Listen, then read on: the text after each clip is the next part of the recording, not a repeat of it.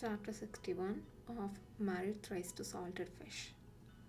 Lin Qingyu stayed at home for the entire day. There was still no news from the palace. He had even asked Huang Tong to go to Hu Ji's house to inquire, but Hu Ji had yet to return home.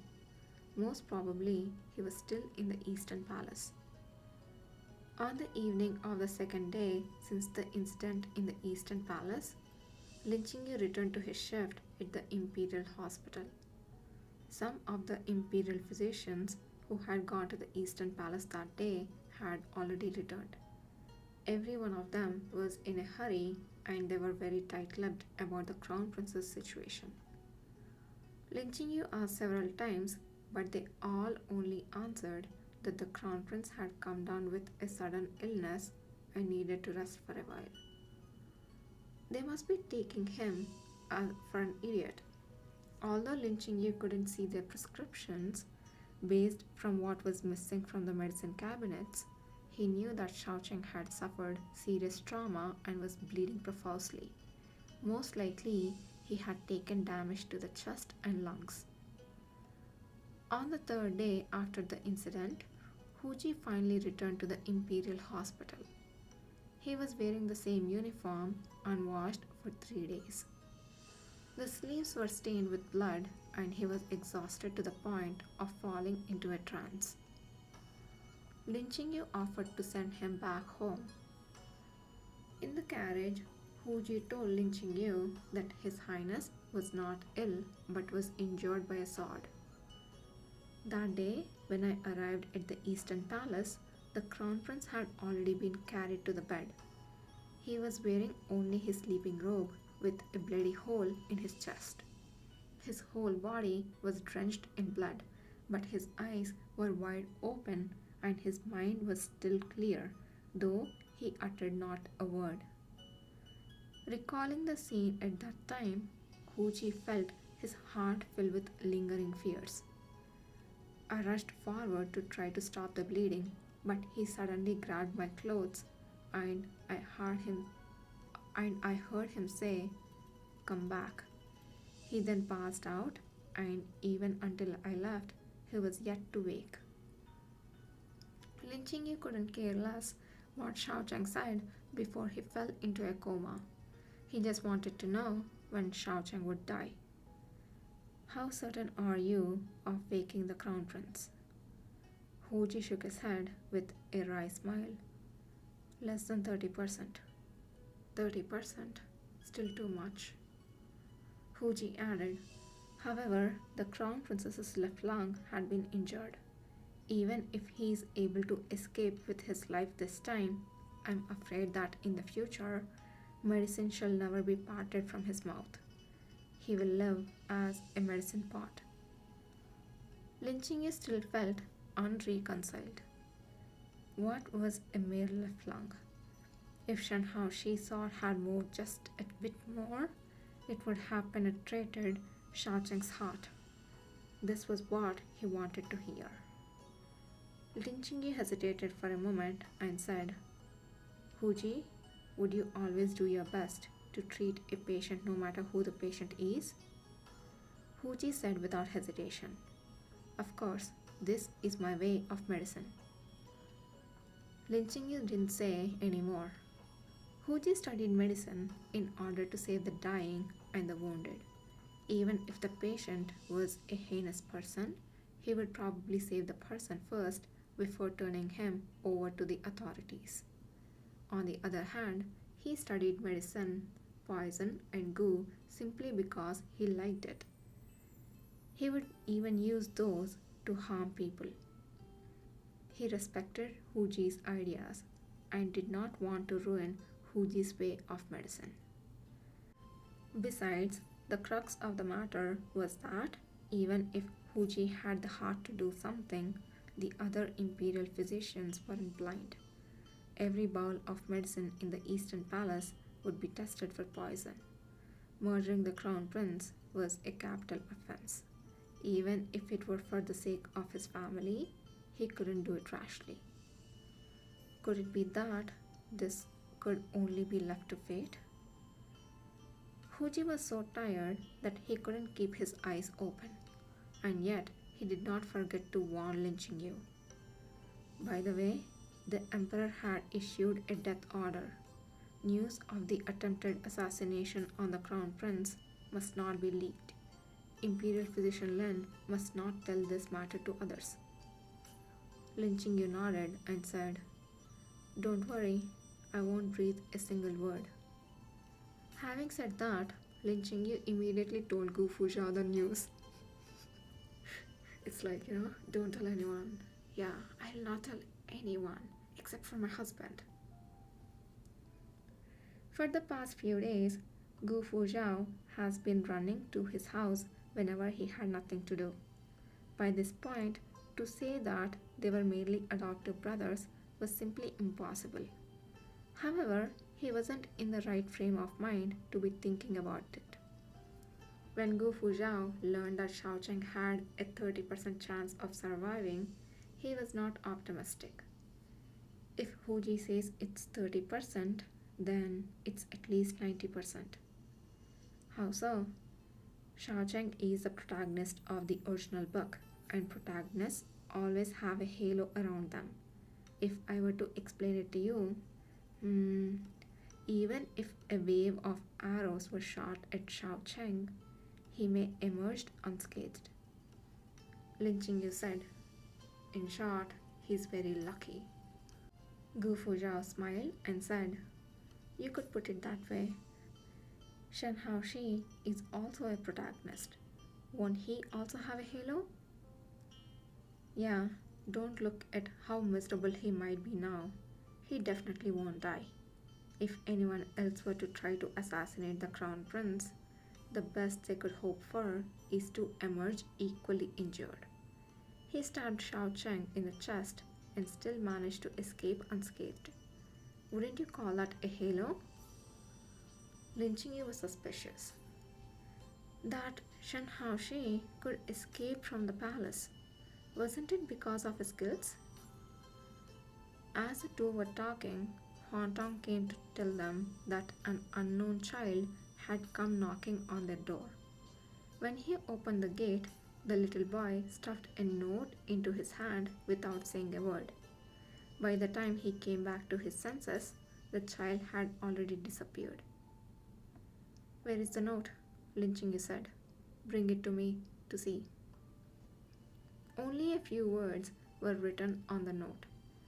After Lin Qingyu saw it, he immediately ordered, "Prepare the carriage. I'm heading to Chanseng Temple." Lin Qingyu changed into his everyday clothes and today with Gu Fuzhao went to Chanseng Temple. Before getting off the carriage, Lin Qingyu said, "It might be better that you wait for me in the carriage." "Huh? Why?" "There are a lot of people here. Are you willing to let others see you going out with a widow?" Gu Fuzhao pretended to consider it for a while. "It seems that I'm somewhat willing." Lin Qingyu couldn't help laughing. "Let's go together then."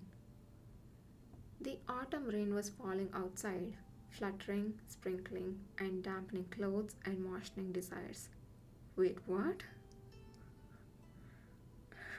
That's a very weird way to say it. I don't know. That came out of nowhere.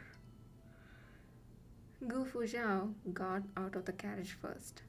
He opened the umbrella, helping Lin Qingyu down. Lin Qingyu put his hand on his palm and, borrowing his support, alighted from the carriage. As soon as he stood firm on the ground, he let go of the other's hand. He then heard a cold snort come from behind him. Such indecent behavior. Lin Qingyu looked back and saw an old man, glaring at him with righteous indignation, as though he'd been made to bear witness to something filthy. Gu Fuzhao asked in a low voice, "Who is that?" "Deputy Censor Yang Geng." Fuzhao said leisurely, "He is already so old, but he's still a fifth-rank civil servant like you. If I were him, I would write the word miserable down the length of my trousers in blood. Yang Gang saw them sheltering under an umbrella together, even huddling close together to whisper to each other.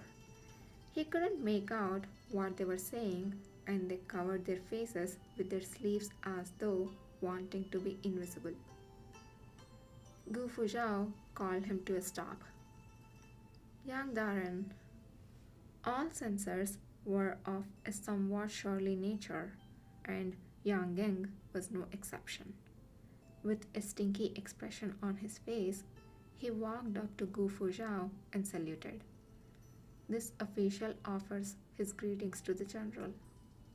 Gu Fuzhao asked, "Just who are you calling indecent just now?" Naturally, this official was not pertaining to the general. Yang Geng looked sternly at Lin Qingyu and said, "Imperial Physician Lin, if I remember correctly, it has not yet been an year since young Master Hao departed from this world. You should still be well within the period of mourning. How can you be so intimate with other men?" Gu Fuzhao said, "Imperial Physician Lin is this general's adopted brother. An adopted brother is still a male outsider. According to what you said, the Emperor is also a male outsider. Imperial Physician Lin goes to examine His Majesty's pulse every day. Are you calling the Emperor indecent?" Yang Geng glared straight at him. Flustered and exasperated, he said, "The general is twisting my words and forcing logic. How could this be the same?" "How is it different?" Gu Fuzhao said indifferently. "Imperial Physician Lin's position was bestowed by the Emperor, and the Emperor did so heedlessly of his identity as a male wife. Since young Darren feels so strongly about this matter, might it not be better to tell the Emperor and have His Majesty relieve Imperial Physician Lin of his post?" That Yang Geng was stuck speechless. There was no one in the palace who didn't know that it was thanks to Lin Qingyu that the Emperor managed to awaken. Asking His Majesty to dismiss Lin Qingyu was akin to threatening the Emperor's well-being. Although the Dai wouldn't kill an imperial censor for offering advice to the Emperor, no one would dare say this to His Majesty at this time. Lin Qingyu said, "General, we have urgent business to attend to. Let us go."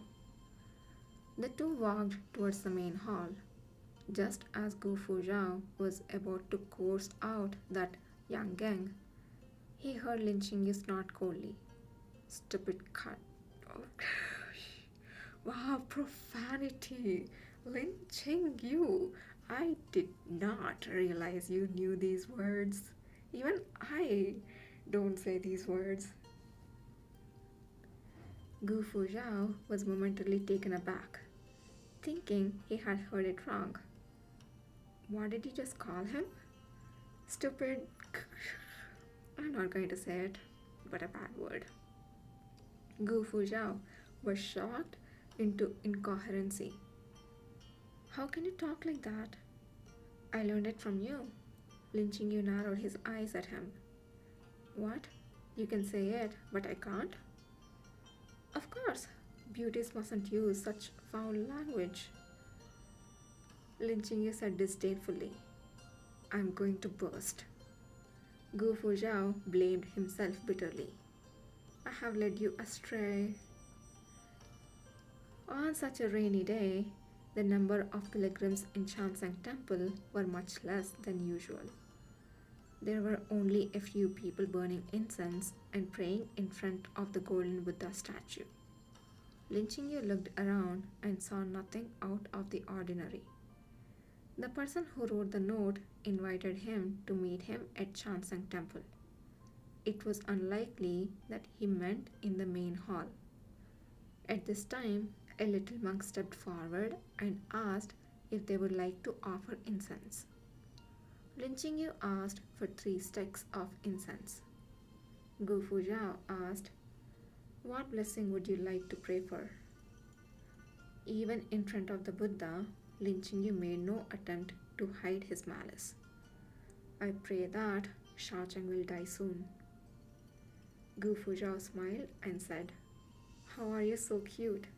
However, praying at Chanseng Temple doesn't seem very fitting." Lin Qingyu lit the incense and asked casually, "Have you tried it?" "Yes," Gu Fuzhao said absent-mindedly. "If prayers here came true, you wouldn't have had sad memories." Lin Qingyu bumped his chest and looked up at the person beside him. Gu Fuzhao didn't seem to realize what he'd said, so he looked at Lin Qingyu and asked, "Why are you looking at me like that?" "It's nothing." Lin Qingyu lowered his eyes. "I will go have a look in the side hall. The last time I met him at Chanseng Temple, it was in the side hall." Gu Fuzhao nodded. "You go." As he was not familiar with Shen Haoshi, it was not appropriate to meet at this time. "I will go to the back hall to see if Shu Junyan is there." "The national teacher?" Lin Qingyu frowned. "Are you going to tell him about you?" "I'm not going to go that far.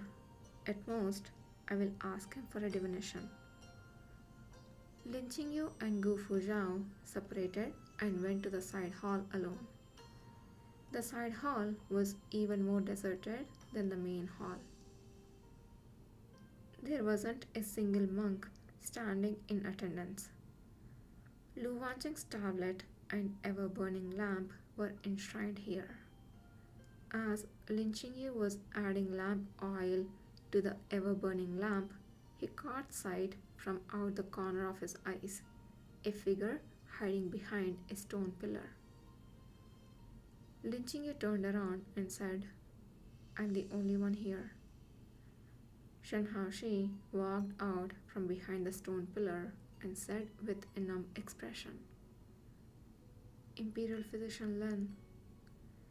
Shen Haoshi was wearing the rough sewn clothes of an ordinary citizen. His face was covered with a layer of dust. Stubble covered his chin, and his eyes were bloodshot. He looked extremely down and depressed. Who knows how long he has last slept? Lin Qingyu asked, "Where have you been these past few days?" Shen Haoshi didn't seem to hear Lin Qingyu's question. He said, as though speaking to himself, "Thank you, Imperial Physician Lin, for telling me about the Heavenly Prison Sect." Lin Qingyu asked, "Does Shaocheng's injury have something to do with you?" Hearing the word Shaocheng, Shen Haoshi's eyes moved, but he still didn't answer the question. "I asked Imperial Physician Lin to take care of Shu Dage. Please let him return to Shu Shao. Return him to a peaceful life." "What about you? Where are you going?" Lin Qingyu said. "Can you escape the pursuit of the Tianji camp?" The corner of Shen Haoshi's lips twitched, revealing an ugly smile. Are you concerned about me?" He slowly lowered his head. "No one has ever been concerned about me except my family. Imperial Physician Lin, if I stop holding myself cheap, will you treat me as a friend?" "Yes, he will. Totally. We will also treat you like our friend." "Shen Haoshi, you can do this. Don't hold yourself cheap." Lin Qingyu softly spoke one word. "Maybe." A gleam of light flashed in Shen Haoshi's eyes, but he quickly returned to numbness. "Unfortunately, it's too late." Lin Qingyu made no comment. He took out from his sleeve a medicine box he had prepared earlier that morning. "This, please accept it." "What is it?" "A medicine that fakes death. You can use it to get away if necessary." Shen Haoshi put away the medicine box. Thank you. Then he stared intently at Lin Qingyu. I'm leaving. Lin Qingyu watched him leave. Suddenly he said, did you miss that night? Or did your heart go soft? Shen Haoshi paused. He shook his head in silence, and step by step he walked out of the side hall. Until the end, he didn't tell Lin Qingyu the answer. For a while, Lin Qingyu remained there by himself. When he went out, he saw Gu Fuzhao standing under the eaves, looking at the hazy curtain of rain, seemingly lost in thought. Raindrops dripped from the eaves and splattered against the mossy stone steps, startling Gu Fuzhao out of his thoughts. It's over? Did you see him? Lin Qingyu nodded. He said some useless nonsense. He paused, then said, well, not completely nonsense. In short, Shen Haoshi has to leave the capital. Gu Fuzhao smiled and said, Shaocheng will definitely go and look for him when he wakes up. He runs, he chases. Even with wings, they would never fly. Lin Qingyu said, displeased, do you still think Shaocheng will wake up? Whether Shaocheng lives or dies, we have to prepare for the worst. The worst is that he lives and remains crown prince. In that case, we can't touch the emperor. But the emperor has obviously begun to have thoughts about him. Maybe one day he would be asked to remain and serve him in bed. It wasn't only Gu Fuzhao who needed a second marriage. He needed it too. Then the matter of our second marriage will be put on the agenda, Gu Fuzhao confirmed again. Qingyu, do you really not want to take me as your wife? Lin Qingyu weighed the matter over and over. No, I don't. Not to mention the fact that he didn't want to, even if he did, a first-rank general being a wife to a fifth-rank imperial physician. This would be a direct provocation to the censorate of the entire Dayu. Gu Fuzhao didn't give up. You really don't? Would you rather die than take me as your wife? Gu Fuzhao couldn't figure out Lin Qingyu's thoughts. Could it be that you're willing to be my wife? That can't be, right? Didn't you always think that it's a humiliation for a man to wear bridal attire? Lin Qingyu said indifferently, humiliating or not, I have already gone through it twice. Twice? Gu Fuzhao said in surprise.